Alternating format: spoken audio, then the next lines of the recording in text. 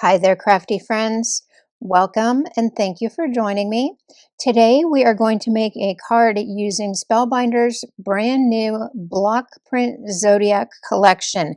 This is actually releasing today, February 10th, and they have all the astrological signs, but today we are using Leo. And this is a registration press and foil set, which means you can use it in your better press or you can hot foil with it. If you use it in your better press, you have the layering guide just to help line everything up, but we are going to hot foil. And you get 3 images. We've got our Leo and then the 2 sentiment strips.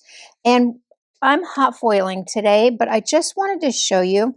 I did prep some things and I hot foiled these in matte silver on Raven cardstock. And my first one didn't come out all that great. You can see that my foil didn't adhere to the cardstock completely. So I ran it again and I added a shim in there between my plates and I got a really nice impression. All that foil is on there and it came out super pretty. So I did prep some things just to try to make this a little easier for us today. I did receive this set in the mail from Spellbinders to create for them. And I'm also bringing in some of my textured cardstock. We are going to use the pearl metallic and the matte metallic. All of my panels here are 4 1/4 by 5 1/2 standard A2. And we are going to also bring in the Tunnel Clouds die set. I thought this would match perfectly with the card we are creating today. So let's put that one aside over here and we need to do some die cutting. I've got my largest tunnel die and my medium tunnel die. You actually get 3 dies in here. We are using the largest and the medium. And for my metallic cardstock, I am going to die cut the largest, and then from my matte cardstock I am going to die cut the medium. So all I did was I just centered those on my cardstock and die cut them. We can get rid of our centers, but we are going to save our metallic pearl piece, and we are also bringing in some more dies from this set. We are going to use the sun, the moon, and the stars, and I am just going to die cut all of those images out of my center scrap piece. So I also went ahead and I cut an extra set of the stars out of that metallic pearl. Let's go ahead and we're just going to assemble our sun. So I'll just add a little bit of liquid glue back behind there. And you don't have to add this piece. This is just if you're doing something that you want it to have a different color, a darker yellow and a lighter yellow. But we're keeping our card today all black. We're just using different cardstocks. And this set is so exciting for birthday cards. I just love this. When I saw this, I thought it was fantastic. So now I'm just going to take a look at my hot foiled piece and my medium tunnel piece. And I'm just going to figure out which way that tunnel cloud might look best with my Leo lion centered. And so what I think I need to do here is I'm going to trim a little bit off of the top of that hot foiled piece so it lines up. So I like that positioning right there. I have gone ahead and I've added some black foam strips to the back of this tunnel die cut. And I'll just make sure that is centered how I want it. I think that looks good. Then we can bring in our moon and figure out how we would like that placed. I think probably right there. I do need to cut a little bit of this off. Let's take a look and see where we need to cut that.